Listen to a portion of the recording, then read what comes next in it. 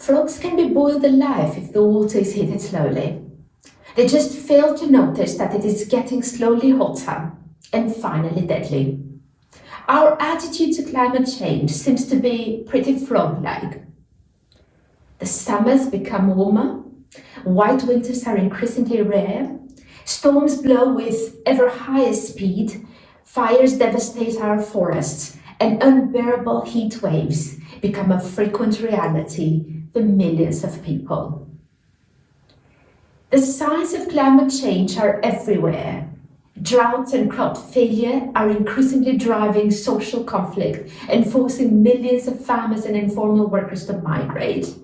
Biodiversity is rapidly declining, unique natural beauty is disappearing forever, and complex natural environmental balances are destroyed.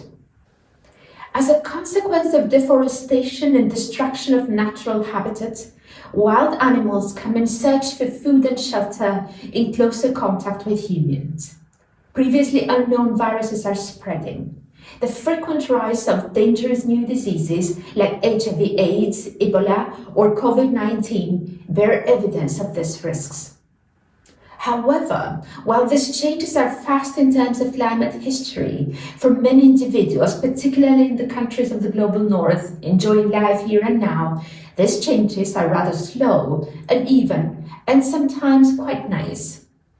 Having a latte macchiato on a warm and sunny square in Berlin, Paris, or Copenhagen in February is taken as a pleasant surprise.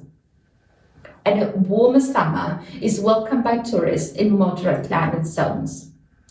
The fact that climate change is simultaneously rapid and slow, that the impact differs regionally, that it will affect future generations more than the current polluters, and that the wealthy can still buy comfort while the poor already suffer from floods, droughts, and storms has resulted in a schizophrenic situation. Too many people are concerned and careless at the same time, not least because from an individual perspective, behavioral changes are unlikely to avert the environmental crisis. Even radical individual lifestyle changes would have a non-measurable effect on the climate. And despite the growing talk about sustainable consumption, consumer-driven change has at best been marginal. The data are straightforward. The higher the income, the bigger the CO2 footprint. Of course, individual pro-climate responsibility is the right thing to do, and surely better than not caring at all. It is also crucial for generating a credible momentum for climate action. But consumer choice is far less effective in stopping the use of plastic bags or petrol-guzzling SUVs than making them prohibitively expensive or ban them by law. Referring to consumer behavior is effective in only one way. It is a convenient way for business and politicians to shift responsibility for the environmental crisis to everybody entering a shop.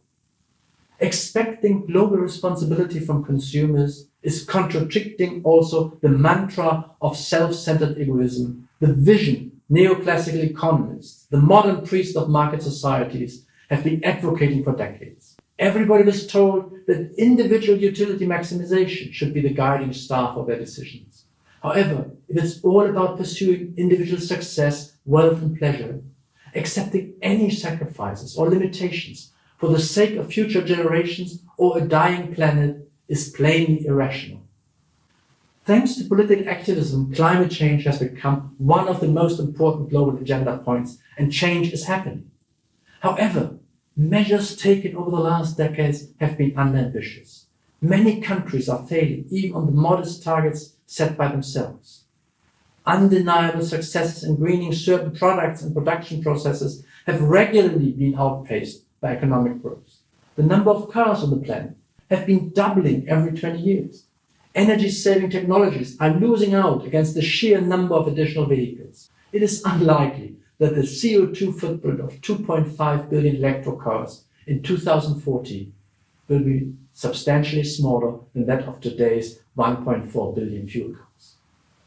Overcoming the depressing reality of congested, polluted and noisy cities and rising CO2 emissions requires other mobility concepts, reduced commuting, different workplace arrangements, and the transformation and shrinking of the car industry as we know it. Compared to what is needed, the current efforts can be summarized as too little, too late. Against better knowledge, scientific evidence, and myriads of policy recommendations, irresponsibility prevailed. The market-driven logic of profit maximization regularly supersedes rational deliberation. This is simply because our economic system is driven by the desire to make the highest profits possible and reinvesting these profits for making even more money. Any company resisting this logic is sooner or later taken over or marginalized by the more aggressive and successful competitors. It's not the unlimited desire of people to consume more, but the DNA of the system to produce and sell ever more to those with purchasing power that determines the pattern of investment and growth. Producing more for wealthy who don't need more, while ignoring the needs of those who can't pay, is today the business of business.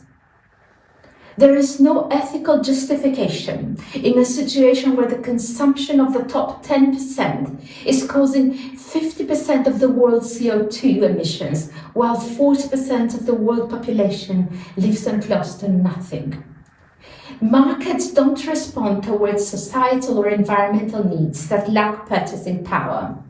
Because of the uneven distribution of purchasing power, for example, the market for erectile dysfunction drugs equals roughly 50% of the world's expenditure to combat malaria.